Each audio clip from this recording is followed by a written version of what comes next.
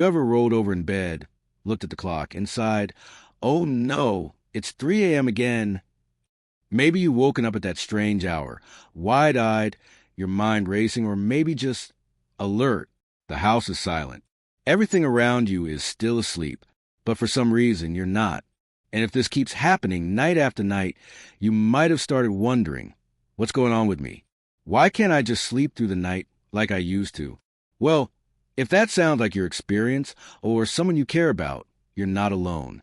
In fact, waking up in the early hours, especially around 3 or 4 in the morning, is something a lot of people over 60 deal with.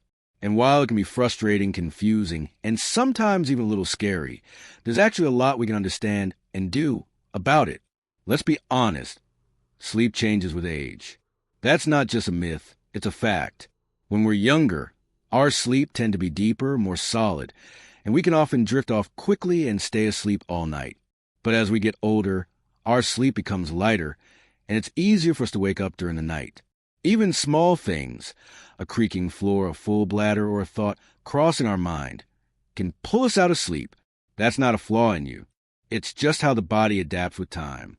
Now, here's something interesting. Have you ever heard of the term sleep architecture? It's basically the pattern of how we move through different stages of sleep each night. And as we age, our sleep architecture changes. We tend to spend less time in deep, restorative sleep and more time in lighter stages. That means the kind of sleep that kept us deeply out cold in our 20s and 30s, well, it becomes less dominant. So when 3 a.m. rolls around and your body is hovering in that lighter stage, it doesn't take much to wake you up. And once you're up, falling back asleep can feel like climbing a hill in the dark, especially if your mind decides to get involved. Which brings us to another major reason many older adults find themselves staring at the ceiling in the early morning hours, racing thoughts. You might not even realize it, but the quiet of night is often when your brain decides it's time to replay old conversations, make tomorrow's to-do list, or worry about your health, your kids, your future. It's like your mind suddenly gets chatty when your body just wants a rest. That mental noise? It's a common culprit, and it's more normal than you might think. But let's not stop there. Hormones also play a big role. As we age, the production of melatonin, the hormone that helps regulate our sleep-wake cycle, naturally declines. Melatonin is like your body's gentle whisper saying, "It's bedtime." So with less of it, your body might get confused about when to feel sleepy and when to stay asleep. And then there's cortisol, the stress hormone. For many older adults, cortisol levels can start to rise earlier in the morning. It's supposed to help you wake up and feel alert for the day ahead. But when it shows up too early, like at 3 a.m., it can cause you to wake up feeling restless or even a little anxious. Now, here's the part that really hits home for many people. Sometimes, waking up in the middle of the night isn't just about sleep. It's about life. Emotional weight, grief, loneliness, or even a feeling of unfinished business. These things don't punch a time card. They show up when you're lying still, when the distractions are gone, and all that's left is you and your thoughts. Maybe you're thinking about someone you lost. Or maybe you're feeling the ache of something you didn't get to do. It's okay. Truly, you're not broken. You're human. And those moments of wakefulness aren't a sign of weakness. They're a reminder that your heart and mind are still working through things, even in the quiet hours. But waking up early doesn't mean your nights have to be filled with frustration. There are gentle ways to work with your body, not against it. The first step is to understand that this isn't something you need to fix with harsh medications or by trying to force sleep. Instead, it's about tuning in, listening to your body's natural rhythm, and gently guiding it back into balance. Start by looking at your evenings. Are you filling them with screens, bright lights, or heavy meals? Sometimes just dimming the lights, sipping a calming tea, or creating a quiet routine can send signals to your brain that it's time to wind down. Your body craves rhythm and predictability, just like it did when you were raising your kids or working your job. That structure helps everything settle, including your nervous system. And if you do wake up at 3 a.m., instead of tossing and turning with frustration, try this. Sit up, take a few slow breaths, and remind yourself gently, it's okay. This is normal. My body is adjusting. Sometimes, Just offering yourself a little kindness in that moment can shift everything. There's a calm kind of power in accepting that aging isn't about losing control. It's about learning a new rhythm, a softer one that lets you rest, reflect, and reconnect with yourself in a deeper way. Let's continue talking about how to bring more balance and rest into your life. When we think about sleep, we often imagine it should be the smooth, uninterrupted stretch. Go to bed, close your eyes, wake up feeling fresh. And when that doesn't happen, especially night after night, it's easy to feel like something is wrong. But here's the truth. As you get older, your relationship with sleep changes, just like your relationship with food, energy, and even your body. It's not always about fixing. It's about understanding and adapting. Let's talk about something many older adults don't even realize is connected to waking up at 3 a.m., your internal body clock, also known as your circadian rhythm. This clock isn't just some science thing. It's a real part of how your body tells time.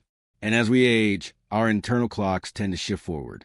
That means your body starts winding down earlier in the evening and wants to wake up earlier in the morning. So what used to be a 10 p.m. bedtime and a 7 a.m. wake-up might now be an 8:30 p.m. bedtime and a 4 a.m. wake-up. You might not want it to change, but your body's rhythm sometimes has a plan of its own. This is why you might feel sleepy earlier in the evening, even if you try to push it and stay awake.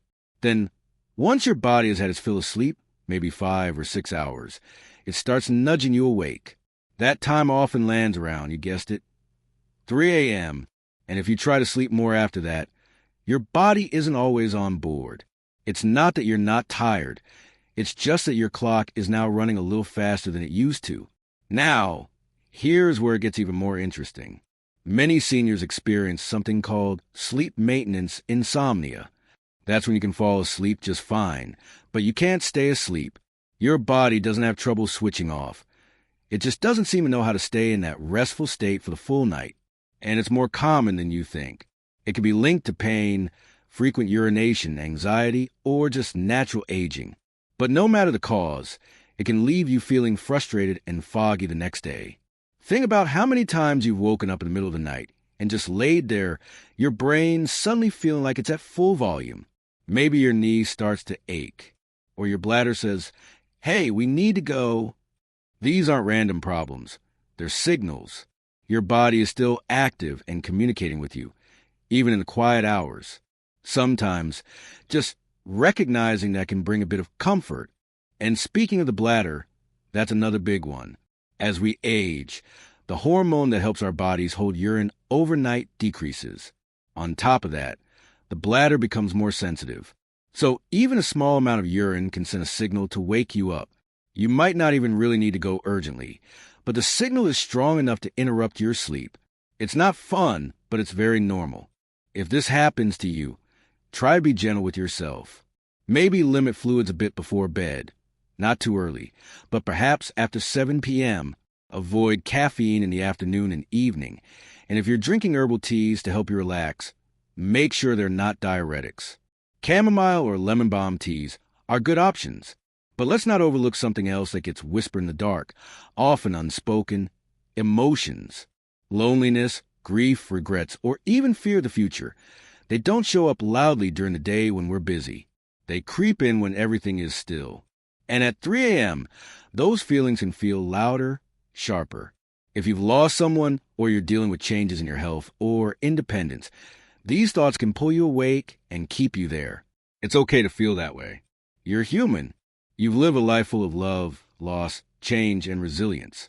But the nighttime doesn't always bring peace. It can bring reflection, and sometimes that uncomfortable. One small thing that helps is having a pen and paper beside your bed. Not a phone, just old-fashioned paper. If your mind starts to spiral, try writing it down. Just let it out. Sometimes that's enough to ease the pressure. Also, if you do find yourself awake, fighting to get back to sleep may not help. Lying in bed, tossing and turning, can actually train your brain to associate your bed with frustration. Instead, try getting up, keeping the lights dim, and doing something quiet. Maybe read something gentle. Listen to soft music. Even just sitting and breathing for a few minutes, without judgment, can help your body calm down enough to try again. Some people find a short bedtime ritual helps, like a warm bath, stretching, or listening to a guided meditation. Not because it guarantees sleep, but because it signals to your brain, we're slowing down now. It's time to rest. These habits take time, but they build consistency. Above all, don't let a few wake-ups define your night or your sense of well-being. You've made it through far bigger challenges in life than a restless morning. This is just another phase, another rhythm, another way your body is speaking to you. Let's keep going. There's more to explore about how we can make peace with these early wake-ups and maybe even turn them into something meaningful. Sometimes, waking up at 3 a.m. feels like being stuck in a loop. You glance at the clock, sigh, and think, here we go again. But let me share something that might ease your mind. This pattern isn't necessarily a sign that something is broken. In fact, it might be your body's way of adjusting to the stage of life you're in. What if instead of fearing the early hours, we started to understand them? A big part of that understanding starts with melatonin, the hormone that helps regulate sleep. As we age, our bodies produce less of it, and often not as steadily as they used to. That means it's harder for your body to stay asleep deep into the night. You might fall asleep fine at 9 or 10 p.m., but as melatonin levels dip in the early morning hours, your brain begins to stir. The decline is natural. It's not your fault or something you've done wrong. It's just biology. Some seniors try melatonin supplements, but it's important to talk to your doctor first. Everyone responds differently. Sometimes a very small dose, just 0.5 to 1 milligram, is enough to gently guide your body without throwing it off balance. Larger doses can backfire, making you groggier or disrupting your natural cycle even more. Another thing to think about is how much daylight exposure you're getting. You see, natural light plays a major role in regulating our sleep patterns. But many older adults spend a lot of time indoors, especially during colder months or mobility becomes limited. Without strong daylight, your internal clock can become confused. Getting outside, even for 15 to 30 minutes a day, especially in the morning, can reset that rhythm. If stepping outside isn't an option, sitting near a sunny window or using a light therapy box might help. Little changes, big difference. Now, let's talk about something that often flies under the radar: napping. Many older adults nap during the day, and honestly, there's nothing wrong with that. Our bodies often need a midday rest. But if you're taking long or late naps, that can interfere with your ability to stay asleep at night. Your body gets a recharge during the day and then feels too alert in the early morning hours. If you enjoy napping, try to keep it short, 20 to 30 minutes, and early in the afternoon, ideally before 3 p.m. That way, you're less likely to feel too refreshed to sleep later on. And here's something else to consider. Not all early waking is rooted in your physical health. Sometimes it's connected to your mind's need for quiet. Many people over 60 have spent decades taking care of others, children, partners, parents. For years, you answered phones, cooked dinners, cleaned up messes, gone to work, and solved problems. So when you finally reach this stage of life where the house is quiet and time feels like your own, your mind begins to unfold. The silence of 3 a.m. can feel like the only moment when you hear your true self speak. Some people use that time creatively. They read, they write, they reflect. Others pray or meditate instead of thinking of 3 a.m. as a problem. Some begin to view it as a sacred hour, an invitation to reconnect with yourself. What if waking up at that time is a flaw, but a space that life is giving you to pause, process, and be present? Not everyone will feel this way, but for some, that small shift in perspective can change everything. It's also worth mentioning the role of medications. Many seniors take prescriptions for blood pressure, heart health, or chronic pain, some of which can interfere with sleep. Diuretics, for example, can cause nighttime urination. Others might disrupt your REM sleep, which is the deep, restorative part of your sleep cycle. If you suspect your medication is playing a role, speak with your doctor. They might suggest adjusting the timing of your doses or trying alternatives that are gentler on your sleep. And finally, let's not forget the role of sleep environment. This one's easy to overlook, but it's powerful. As we age, we often become more sensitive to temperature, sound, and even bedding materials. A room that's a little too warm, or a bed that doesn't support your joints properly can cause you to wake up early or shift around all night. Try keeping your room cool around 65 to 67 degrees Fahrenheit. Tends to work well. Consider using layered bedding so you can adjust easily during the night. White noise machines or soft fans can help block out unpredictable sounds. Sometimes, just making your sleeping space more soothing and tailored to your current needs can reduce early wake-ups. You deserve rest. You deserve nights that don't feel like battles. But even when sleep isn't perfect, your nights can still offer moments of peace, reflection, and even purpose. It's not about chasing 8 hours of uninterrupted rest. It's about making peace with the rhythms your body now follows. Let's keep going, because the story doesn't end here. There's still more we can explore to help you wake up feeling calm, supported, and confident in your body, no matter what time the clock says. By now, you might be seeing that waking up at 3 a.m. isn't always a cause for alarm. It's not necessarily a sign of something going wrong. It's often just your body's way of adapting to a new rhythm. But that doesn't mean you have to live with tossing and turning, or feeling frustrated when your eyes pop open before sunrise. There's something powerful about developing a gentle nightly routine, not the kind filled with rules or restrictions, but something that signals to your mind and body it's time to rest. That might look like turning down the lights an hour before bed, sipping on a warm, non-caffeinated drink, or simply doing something soothing, like listening to soft music or reading a few pages of a book you love. Over time, these small habits create signals in the brain, a quiet invitation to sleep. Think of it like slowly dimming the lights on your day, instead of suddenly flipping the switch. Many older adults also notice their worries grow louder at night. It's quiet, everyone else is asleep, and suddenly, your mind decides it's the perfect time to review every mistake from the last 40 years or imagine a dozen what if scenarios. Sound familiar? It's okay. You're not alone in that. What helps many people is writing their thoughts down before bed. It doesn't need to be a full journal entry. Just a few lines, what you're feeling, what's weighing on you, and 1 or 2 things you're grateful for. That simple act can make a big difference. When the mind knows it's been heard, it doesn't shout so loudly in the dark. And here's another truth. Sleep doesn't always have to be perfect to be enough. For years, we've been told that we need 8 solid hours. But the reality is, as we get older, our sleep often becomes lighter and more segmented. That doesn't mean it's ineffective. If you rest deeply for 5 or 6 hours and wake up feeling okay, that might be just what your body needs now. Instead of focusing on quantity, focus on how you feel. Are you alert? Can you get through your day without needing to crash? If yes, your sleep might be doing its job just fine. And when you do wake up at 3 a.m., try to avoid reaching for your phone or turning on bright lights. Those things tell your brain, morning's here.